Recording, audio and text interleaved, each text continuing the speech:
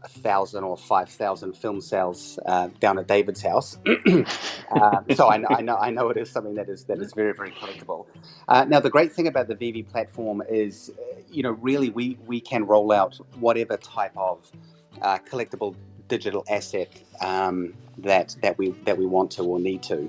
As you guys know, we started off with the 3D collectibles. Now we've moved into comics. There will be, one-of-one artworks coming at some point in the future. It could be a very natural progression with some of the licensors that we're working with, that we could move into, maybe 100,000 film cells, with each one being a one-of-one. No confirmation on that, but as it is a very desirable collectible item in the physical world, I would certainly hope that we'd see something like that in the future. Sweet. All right. Yes. Reese, back to the stage. Perfect. We'll throw back to the floor. And just for anybody who may have recently joined us, we are sort of switching between some pre-submitted questions and questions from the floor.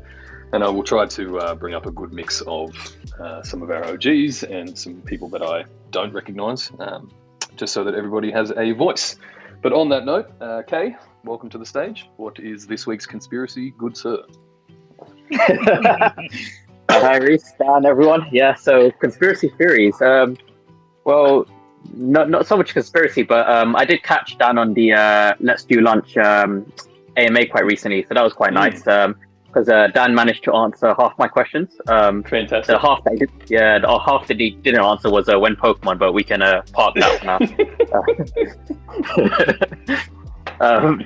But yeah, the question that I had asked on that one was with regards to the VeVeVerse and gamification, and specifically on the topic of Wieldy Games offers some kind of Omi burn, and then Dan's face was just like, absolutely. That's literally all I remember. And everyone just got super hyped after that.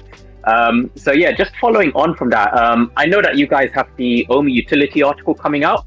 I was just wondering if you could provide any sort of additional information in terms of what kind of, what could possibly contribute to more Omi burn with regards to the gaming side, or is the burn going to be significant in comparison to like the secondary market burn? Just any sort of information regarding it, if you had anything else. Absolutely. And yeah, I'm surprised there's no conspiracy theories this week. Now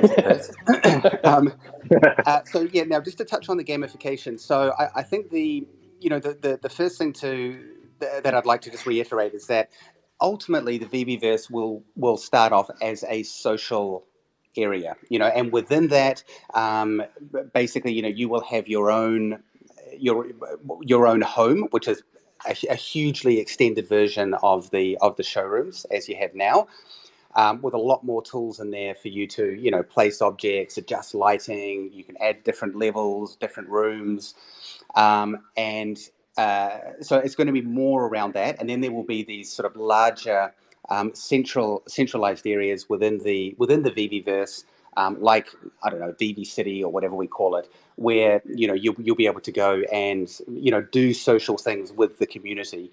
Now, when it comes to the gamification, ultimately we do want to add that in there. I mean, my dream is that part of the VeVeVerse, you go over to the VeVe racetrack, and then you can bust out your Ecto One or your DeLorean, and then you can race around there, and there'll be sort of like a leaderboard and that type of thing.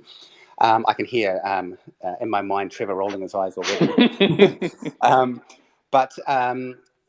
When it comes to gamification, it can be quite complex. I mean, even the simplest game, there can be a lot of mechanics around it. So I don't want to say or promise that there is going to be massive gamification, especially right at the beginning.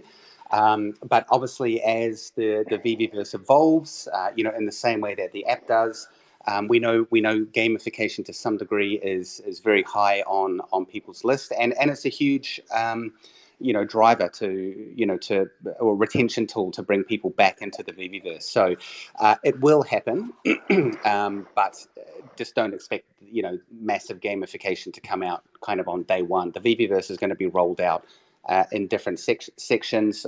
Starting off with your really what is kind of like a showroom V3, or basically the showroom on steroids.